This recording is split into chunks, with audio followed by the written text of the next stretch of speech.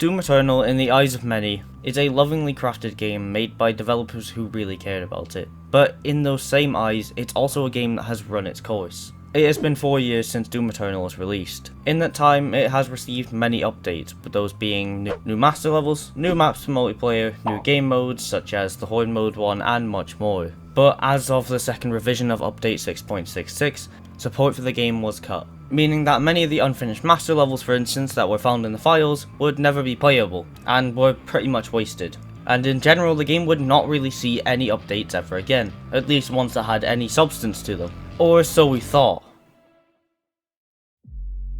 Despite this heap of unfinished content, id Software had moved on to their newer projects, whatever that may be. And yes, there hasn't been any actual new content updates since, but rather randomly Doom Eternal began to see certain updates being added into the game, such as one from September of last year, where Denuvo's anti-tamper and also the booster system from battle mode were both removed. The booster system was simply just a XP booster that you could put onto other players that would give you a fraction of their XP in the game's multiplayer. And in all honesty, I think this doesn't really matter because I completely forgot that it existed, and so did many others. And the Denuvo anti-tamper is something that just stops people from cracking the game and pirating it. Please note that this is not the anti-cheat. Denuvo's anti-cheat was a complete disaster and it destroyed the game for pretty much everyone on PC. However, it was removed after it came into place in Update 1. But why does any of this even matter? I mean, it's only small updates that have absolutely no effect on the game itself, apart from the boosters, but do you really actually care about that? Well, this could be much bigger than you actually think.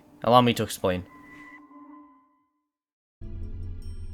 Doom as a series is no stranger to modding. In fact, it was one of the first games that really pushed modding into the mainstream, with both the original Doom and Doom 2 being enjoyed for their modding scene to this day. Doom Eternal is also no stranger to modding, and it's had a pretty vibrant and talented modding scene throughout its lifespan, although nowhere near the level of Doom 1 or 2. The reason why this matters and the reason why the boosters and the anti-tamper being removed is a big deal is because if you use the Steam database, which allows you to see the history of stuff in the game such as prices, stats of players, updates and more, then you can see through the updates part that the game's been receiving quite a few different things over the last while, and most of it has been pretty insignificant, but there's one that has been pretty significant. This update here shows a new executable called the Doom Mod Portal. Yes, you heard me correctly. Whilst Doom Eternal did have a brilliant modding scene, I feel it was very underutilized.